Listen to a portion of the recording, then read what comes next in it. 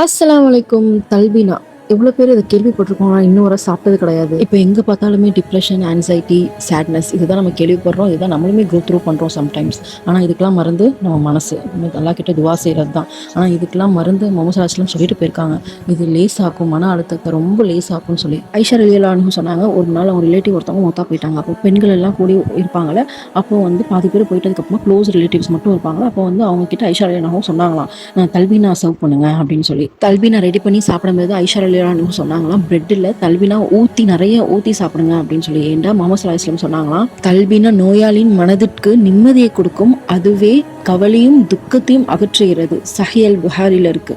தல்பீனால ஒன்றும் இல்லை, பார்லி தான். இல்லை நட்ஸ் போட்டு வரும். எல்லா பிராண்ட்லேயுமே நட்ஸ் போட்டு வருமானு தெரியல, பட் இது சூப்பராக இருக்குது. நான் வச்சிருக்கிறது இது ஒரு வாட்டி குடிச்சிட்டு ஒன்றுமே தெரியலையே, நார்மலாக தான் இருக்குது, அதே மாதிரி தான் இருக்குன்னு நினைக்கக்கூடாது. முஹம்மது ஸல்லல்லாஹு அலைஹி வஸல்லம் அவளுக்கு சொன்னது. ஸோ நம்பணும், இது குடிச்சா நம்மளுக்கு நல்லாவும் சொல்லி நம்பணும். அல்ஹம்துலில்லாஹ், இது பெஸ்ட் பிரேக்ஃபாஸ்ட்டாக இருக்குது. எல்லாருமே இது நார்மல் டெய்லி லைஃப்பில் எடுத்துகிட்டு வரணும் இன்ஷா அல்லாஹ்.